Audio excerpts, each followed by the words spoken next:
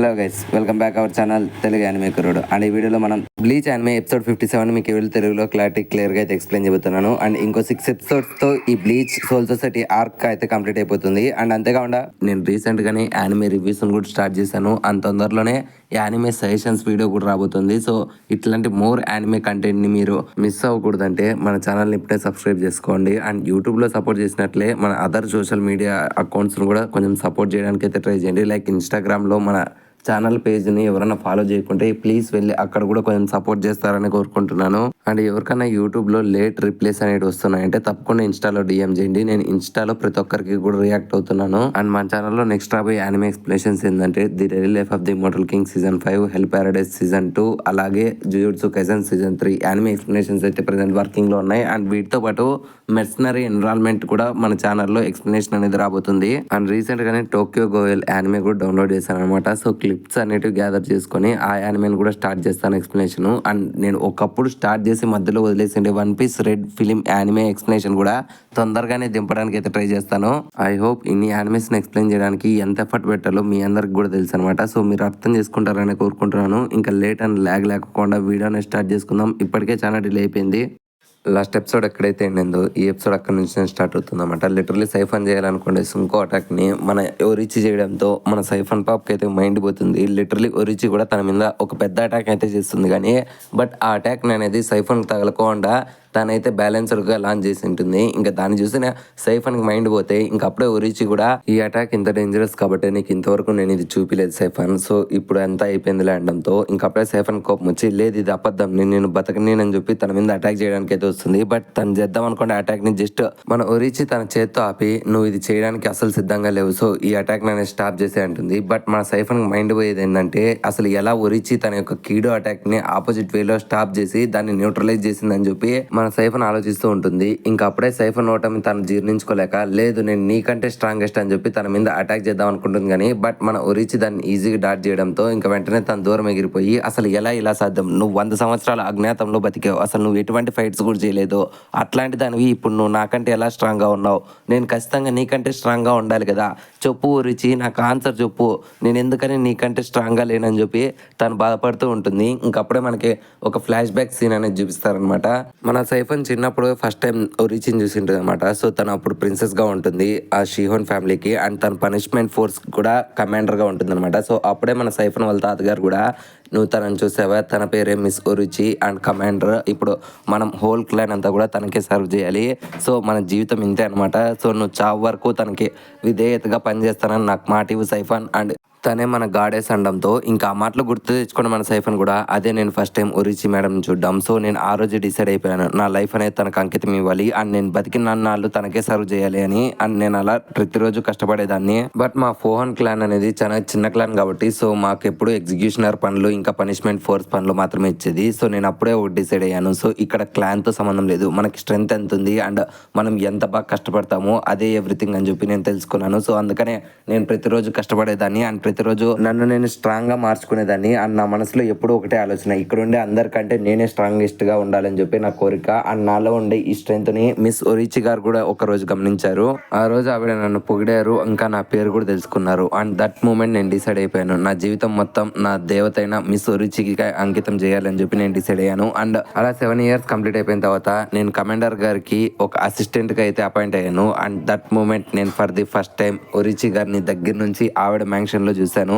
నేను ఆవిడకి ఎంత రెస్పెక్ట్ ఇద్దాం అనుకున్నా ఆవిడ ఎప్పుడు ఎంతో సింపుల్గా ఉంటుంది అండ్ తనని ఎప్పుడు పేరుతో పిలవమంటుంది. నాకు అది ఎంత నచ్చుకున్నా సరే నేను జస్ట్ ఆవిడని మిస్ ఒరిచి అనే పిలిచేదాన్ని. అండ్ ఆవిడ ఎంతో ఫ్రెండ్లీగా ఉంటుంది అనమాట ప్రతి ఒక్కరితో, అండ్ నాతో కూడా ఎంతో ఫ్రెండ్లీగా ఉంటుంది. ఇన్ఫ్యాక్ట్ నాకు ఎన్నో ట్రైనింగ్స్ ఆవిడే ఇచ్చింది. అండ్ నేను లేడీ ఒరిచి ఇద్దరు కలిసి ఎన్నో మిషన్ చేశాము.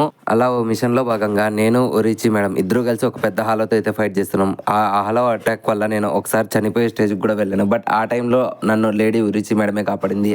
కానీ ఆ టైంలో నా సిచ్యువేషన్ నన్ను నేనే చూసుకోలేకపోయాను. ఇన్ఫ్యాక్ట్ నేను నా కమాండర్ని కాపాడబోయేది మానేసి నా కమాండర్ చేతిలో నేను కాపాడే అంత సిచ్యువేషన్కి వచ్చాను. సో ఆ టైంలో నన్ను నేనే తిట్టుకున్నాను, నేను ఇంకా స్ట్రాంగ్గా మారాలని చెప్పి ఆ రోజు నైట్ అంతా కూడా ఎంతో ప్రాక్టీస్ అవుతూ ఉన్నాను. అండ్ నా మైండ్లో ఉండేదంతా ఒకటే థాట్, నేను ఇంకా స్ట్రాంగ్గా మారాలి, నేను నా ఒరిచి మేడంని కాపాడాలి, ఈ 2 థాట్స్ మాత్రమే పెట్టుకొని నేను ట్రైన్ అవుతూ ఉంటే అక్కడికి అప్పుడు లేడీ ఒరిచి మేడం వచ్చింది. ఆవిడ నాకు ట్రైనింగ్ ఆ రోజు నైట్ ఇచ్చిందనమాట. ఎట్లాంటి హాలో అయినా సరే మనం సింగిల్ అటాక్తో దాన్ని చంపేసే అట్లాంటి ట్రైనింగ్ నేర్పించింది. నేను అంత ట్రైనింగ్ తీసుకున్నా సరే నాకు ఎంతో వెల్త్గా ఉంటే అప్పుడు లేడీ ఊరిచి మేడం నాతో చెప్పిన మాటలు నేను మర్చిపోలేను. ఆవిడకి నన్ను చూస్తే తన సిస్టర్ లాగా అనిపిస్తుంది. ఇన్ఫ్యాక్ట్ ఇప్పుడు నేను తన కోసం ఎంతకైతే తప్పిస్తున్నానో ఒకప్పుడు ఆవిడ కూడా నాలాగే ఉండి తన కమాండర్ కోసం తన ప్రాణాలు అర్పించడం కోసం ఎంతలాగా ట్రైన్ అయిందంట. సో అందుకనే లేడీ ఊరిచికి నన్ను చూసిన ప్రతిసారి తను చూసుకున్నట్లు ఇంకా నా ముఖంలో తన సిస్టర్ని చూసుకున్నట్లు తనకు అనిపించేదని చెప్పేది. అండ్ ఆ రోజు నైట్ నేను లేడీ ఊరిచి మేడం ప్రామిస్ చేశాను నా ప్రాణం ఉన్నంత వరకు నేను తనని కాపాడతానని. అండ్ ఆ మాటలిన్న ఊరిచి మేడం కూడా ఎంతో సంతోషపడింది. అండ్ ఆ రోజు నా జీవితంలో నేను మర్చిపోలేను. సో ఇలా నా లైఫ్ ఆ రోజు వరకు ఎంతో సంతోషం గడిచింది. బట్ సడన్గా ఒక రోజు నేను పరిగెత్తుకుంటూ వెళ్ళి మ్యాన్షన్లో చూస్తే అక్కడ లేడీ ఊరిచి మేడం లేదు. ఇన్ఫ్యాక్ట్ తను ఎక్కడికి వెళ్ళిందో ఎవరికి తెలియదు. నేనేమన్నా తనకు బిట్రే చేసినా లేదు, నేను నా ప్రామిస్ నిలబెట్టుకుందాం అనుకున్నా. ఇన్ఫ్యాక్ట్ తనే నాకు బిట్రేల్ చేసింది. తను నాకు ప్రామిస్ ఇచ్చింది తను నాతో పాటునే ఉంటుంది అండ్ నేను ఖచ్చితంగా తనను కాపాడాలి అని. బట్ తను నాకు చెప్పుకోకుండా వెళ్ళిపోయినప్పుడు ఆ సిచ్యువేషన్ నేను ఎలా ఫేస్ చేశానో నాకే తెలియదు అని చెప్పి తను ఫ్లాష్ బ్యాక్ అనేది కంప్లీట్ చేసుకొని ప్రయాణ సీన్లో ఉరిచి మీద అటాక్ చేయడానికి అయితే పరిగెత్తుకుంటూ వెళ్ళి నువ్వు నన్ను మోసం చేసే ఉరిచి, నువ్వు నాతో మాట్లాడిన అబద్ధాలు, నేను నీకు ఇచ్చిన ప్రామిస్ని కూడా నిలబెట్టుకోలేకపోయినా, ఇదంతా నీ బిట్రేల్ వల్లే జరిగింది. అసలు నీలాంటి ఓ మనిషిని నేను ఇంతగా ట్రస్ట్ చేసి అండ్ డివోషన్ చేసిండేది నువ్వు నాకు చేసిండే ఈ బిట్రేల్ నేను ఎప్పటికీ నా లైఫ్లో క్షమించలేను. నేను ఆ రోజు నుంచి నిన్ను హేట్ చేయడం స్టార్ట్ చేశాను. ఇన్ఫ్యాక్ట్ నేను నిన్ను ఖర్చు చేద్దామని కూడా అన్నాను. బట్ నా లైఫ్లో ఉండే ఒకే ఒక థాట్ నేను నిన్ను ఖచ్చితంగా సర్పాస్ చేయాలి. నేను ఆ రోజు నిన్ను కలిసిన రోజు నేను నిన్ను చంపేయాలని చెప్పి డిసైడ్ అయ్యాను. ఇప్పటికీ నువ్వు నాకంటే ఇష్టం లేదు. అసలు నువ్వు ఎలా నన్ను బిట్రే చేసావు, ఇప్పుడు నువ్వు చావాల్సినదే లేడీ ఉరిచి అని చెప్పి తన మీద అటాక్ చేస్తుంది. ఇంకా వెంటనే మన ఉరిచి కూడా తన మీద అటాక్ చేస్తుంది అనమాట. దెబ్బకి అక్కడ ఒక పెద్ద స్లాష్ అనేది జరుగుతుంది. బట్ ఆ పొగల నుంచి బయటకు వచ్చి చూస్తే మన ఉరిచి అయితే సైఫన్ అటాక్ చేసినది అనమాట. తన ముఖం మీద చెయ్యి అయితే డాట్ చేసి ఉంటుంది. సో ఇంకా సైఫన్కి అర్థమైపోతుంది తన యొక్క డిఫీట్ని తను యాక్సెప్ట్ చేసి అసలు మీరు ఎందుకని నన్ను వదిలేసి వెళ్ళిపోయారు, మీరు నాకు ప్రామిస్ ఇచ్చారు కదా ప్రతి ఒక్కటి నేర్పిస్తానని, అసలు మీరు ఎక్కడికి వెళ్ళారు చెప్పండి, నా మనసు తట్టుకోలేకుంది, అసలు మీరు నన్ను వదిలేసి అంతగా వెళ్ళేంత సిచ్యువేషన్ మీకు ఏం జరిగింది చెప్పండి ఒరిచి అని చెప్పి మోకాల మీద పడి ఏడుస్తుంది మన సైఫన్ పాప. ఇంకా అప్పుడు మన ఒరిచి పాప కూడా ఓ సైఫన్ నువ్వు ముందుతో పోల్చుకుంటే ఇప్పుడు నిజంగానే స్ట్రాంగ్ అయ్యావులే, నిన్ను చూసి నేను గౌరవంగా ఫీల్ అవుతున్నాను అనడంతో ఇంకా ఈ సీన్ అనేది ఇక్కడ కట్ అయ్యి నెక్స్ట్ సీన్లో మన ఈవాగానికి అండ్ ఇకాకు గానికి అయితే ఫైటింగ్ చూపిస్తారు. ఇక్కడ ఈ నైల్లో స్పెషాలిటీ ఏంటంటే ఇద్దరుకి వస్తే ఫైట్ చేసుకున్న తర్వాత ఇద్దరు నీళ్ళు అయితే షేర్ చేసుకొని అండ్ ఇద్దరు కూడా వాళ్ళ గాయాలకి ఇకాకు గారి దగ్గర ఉండే ఆ గెస్టర్ని తీసుకొని వాళ్ళ గాయాలకి అనేది రుద్దుకొని ఇద్దరిని ఒకరొకరు తిట్టుకుంటూ ఉంటారనమాట. అండ్ ఈ టైంలోనే మన ఈబాగాడు అయితే ఇకాకుని తిడతారనమాట. చూసావరా అక్కడ వాళ్ళు ఎవరో కీడోతో అటాక్ చేసుకుంటున్నారు అనడంతో ఇంకా మన ఇకాకు గాడు కూడా కీడానా అయితే నాకేంటి ఎట్లయినా కొట్టుకోనిలే, ఎండ్ ఆఫ్ ది టైం ఎవరు గెలిచారో అదే నాకు ఇంపార్టెంట్ అనడంతో ఇంకా అప్పుడే మన ఈబాగాడు ఓ నీకు కీడోనే లేదు కదా, నీ అట్లాంటి చెత్తనాకుడికి ఆ స్కిల్ గురించి చెప్పే వేస్టే అనడంతో ఇంకా అప్పుడే మన ఇకాకు గాడు కూడా అవునరా నాకు కీడో స్కిల్ అనేది లేదు అండ్ నేను పుట్టుకతోనే నేను జస్ట్ ఈ జాంపక్తో మాస్టర్ చేయడం కోసమే పుట్టాను అండ్ నాకంటూ ఒక స్కిల్ ఉంది అండ్ నేను దాని మీదే పనిచేస్తాను అండ్ ఫ్యూచర్లో ఎలాగైనా సరే నా స్కిల్ని ఉపయోగించుకొని అండ్ నా టాలెంట్ ద్వారా నేను నీలాగా లెఫ్టినెంట్ అవుతాను అనడంతో ఇంకా అప్పుడే మన ఈబాగాడు కూడా నువ్వు ఇంకా లెఫ్టినెంట్ మీదే నీ డ్రీమ్ పెట్టుకున్నావురా, అదే నన్ను చూడు నేను నీలా కాదు, నేను ఆల్రెడీ లెఫ్టినెంట్ని అండ్ ఏదో ఒక రోజు నేను కెప్టెన్ స్థాయికి కూడా వెళ్తాను అండ్ నా యొక్క వర్స్టైల్ స్కిల్స్ అనేవి కూడా ఉపయోగించుకొని నీ మాదిరి కాదురా అంటే ఇంకా అప్పుడే మన ఇకాకు గాడు కూడా అవునా అంత స్కిల్ పెట్టుకొని మన నాతో గెలవలేకున్నావు కదరా అంటే ఇంకా వెంటనే మన ఈబాగాడికి మండి అయితే ఓకేనా మళ్ళీ స్టార్ట్ చేద్దామా ఇద్దరి మధ్యలో ఫైట్ అనడంతో ఇంకా అప్పుడే మన ఇకాకు గాడు కూడా నేను స్టాప్ అని ఎవరు చెప్పాను నువ్వే స్టాప్ తీసుకున్నావురా, దమ్ముంటారా చూసుకుందాం అని చెప్పి ఇద్దరు ఫైట్ స్టార్ట్ చేస్తారు. అండ్ వీళ్ళిద్దరు ఫైట్ ఒక రేంజ్లో ఉంటుంది అనుకుంటే అది మనకు డిసప్పాయింట్మెంట్ అనమాట.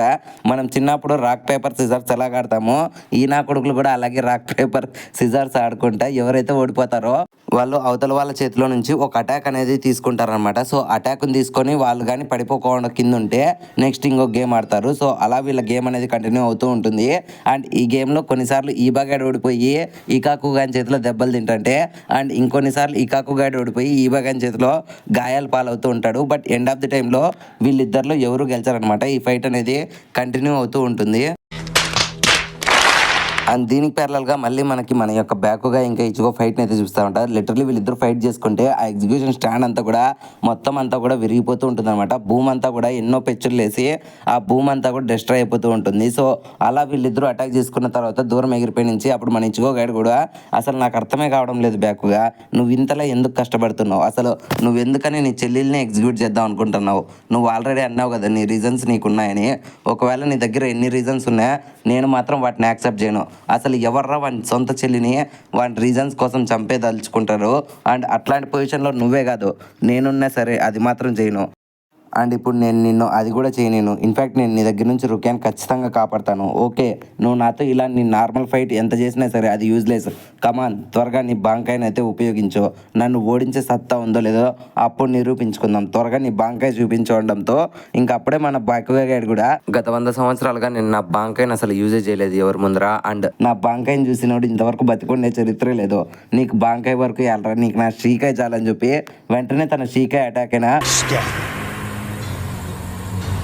సెన్బోన్ సాకురా అటాక్ అనేది లాంచ్ చేస్తాడు. మీ అందరికీ తెలుసు సెన్బోన్ జాక్రా ఎంత ఫేమస్ అండ్ ఎంత పవర్ఫుల్. అండ్ ఆ సెన్బోన్ జాక్రా మొత్తం అంతా కూడా మన ఇచ్చుకొని చుట్టేయడానికి అయితే వస్తూ ఉంటుంది. బట్ ఈ గ్యాప్లోనే మన ఇచ్చుకోగాడు ఒక పెద్ద స్ట్రాంగ్ అటాక్ అనేది ఇస్తాడనమాట. ఈసారి మన ఇచ్చుకోగాడు చేసిన అటాక్ అనేది లిటరలీ అక్కడ ఉండే ఎగ్జిక్యూషన్ స్టాండ్ 2 ముక్కలుగా నరికేస్తుంది అనమాట. జస్ట్ కొంచెం మాత్రమే ఉంటుంది. అండ్ ఈ అటాక్ ద్వారా సెన్బోన్ జాక్రా మొత్తం చెర్రీ బ్లాసమ్స్ అన్నీ కూడా వెళ్ళిపోయి ఇన్ఫ్యాక్ట్ మన బ్యాకుగా ఒక హ్యాండ్కి వేసుకునే గ్లౌజ్ తెగిపడి అండ్ బ్యాకుగా ఒక హ్యాండ్లో నుంచి కూడా బ్లడ్ కారుతుంది అనమాట. ఇంకా దాన్ని చూసి మన బ్యాకుగా కానీ మైండ్ పోతుంది. అసలు ఏంట్రా ఇది, అసలు నువ్వు ఏం అటాక్ చేసావు, అయితే ఇదేనా నీ యొక్క జాన్పక్తో యొక్క ట్రూ పవర్ అనడంతో ఇంకప్పుడే మన ఇచ్చుకోగాడు కూడా అవును కరెక్టే, ఇదే నా జాన్పక్తో యొక్క ట్రూ పవర్. ఇన్ఫ్యాక్ట్ నేను ఎప్పుడైతే నా జాన్పక్తో లాంచ్ చేస్తానో అప్పుడు నా స్పిరిట్ ఎనర్జీ మొత్తం అంతా కూడా నా జాన్పక్తో తీసుకొని దాన్ని అటాక్ రూపంలోకి అయితే లాంచ్ చేస్తుంది. అండ్ లాస్ట్ టైం నేను దీన్ని ఉరాహార మీద అయితే లాంచ్ చేశాను. సో అప్పుడు ఈ అటాక్ పేరు కూడా నాకు తెలియదు. బట్ ఇప్పుడు నేను ఈ అటాక్ అనేది సక్సెస్ఫుల్గా అయితే లాంచ్ చేశాను నీ మీద. అండ్ ఈ ట్యాంక్స్ అంతా కూడా నేను ఉరాహారాకి చెప్పదలుచుకోలేదు, ఎందుకంటే తను జస్ట్ నాకు బేసిక్స్ మాత్రమే నేర్పించారు అండ్ ఎటువంటి అటాక్ పేరు కూడా నేర్పించలేదు. అండ్ ఈ అటాక్ పేరు నేర్పించినది కేవలం నా జాంగెట్సునే. అండ్ నా జాంగెట్స్ మాత్రమే నాకు తన అటాక్ అనేది ఎలా చేయాలో నేర్పించాడు. అండ్ నాకు నా యొక్క జాంగెట్సునే నా స్క్వాడ్ యొక్క పేరు కూడా నేర్పించాడని చెప్తాడు. అప్పుడే మన ఫ్లాష్ బ్యాక్ అనేది చూపిస్తూ ఉంటాం. మన ఇచ్చుకోగాడు బాంకాయ్ ట్రైనింగ్లో ఉన్నప్పుడు ఫైనలీ మన ఇచ్చుకోగాడు ఒక స్క్వాడ్తో అయితే తన యొక్క షీకా అటాక్ని అయితే ఫైనల్గా రీచ్ అవుతాడనమాట. సో అప్పుడే మన జాంగెట్స్ ఓకే ఫైనల్గా నువ్వు నీ యొక్క షీకా అటాక్ని అనేది నేర్చుకున్నావు. అండ్ నీకు ఒకే ఒక్క విషయం చెప్తా చూడు, షీకాయ్ కానీ బాంకాయ్ కానీ ఏదైనా సరే అది నీ జాన్పక్తో పేరు చెప్తేనే అది రిలీజ్ అవుతుంది. అండ్ ఎప్పటి వరకు నువ్వు పేరు చెప్పవో అప్పటి వరకు నీ జాన్పక్తో అనేది జస్ట్ ఒక నార్మల్ ఫామ్లో ఉన్నట్లే. నువ్వు పేరు పలికినప్పుడే నీ యొక్క జాంగెట్స్ యొక్క ట్రూ పవర్ని నువ్వు తెలుసుకుంటావు ఇచ్చుకో అని చెప్పింటాడు. నువ్వు కట్టుపన్న ఫ్రెండ్స్ అనమాట. ఇంకా మన ఇచ్చుకోగాడు కూడా తన యొక్క షీకే అటాక్ పేరు అనేది చెప్తాడనమాట. ఇంకా మాట్లాడింటే మన బ్యాక్గా నీకు ఏం చెప్పాలో కూడా అర్థం కాదు, జస్ట్ బొమ్మ మాత్రం నిలబడి ఉంటాడు. ఇంకా అప్పుడే మన ఇచ్చుకోగాడు తన జాన్పక్తో భూమి మీదకి చెక్కి నేను ఆల్రెడీ నీకు ఇంతకు ముందర చెప్పా ఇప్పుడు చెప్తున్నా బ్యాక్గా నువ్వు నీ బాంకాయ్తో నన్ను అటాక్ చేయి, అప్పుడు నేను నిన్ను కంప్లీట్గా డిస్ట్రాయ్ చేసి పారేస్తాను, ఇదే నా మాట, నా మాటే శాసనం అంటాడు. అండ్ ఈ సీన్తోనే ఈ ఎపిసోడ్ అనేది ఎండ్ అయిపోయింది ఫ్రెండ్స్.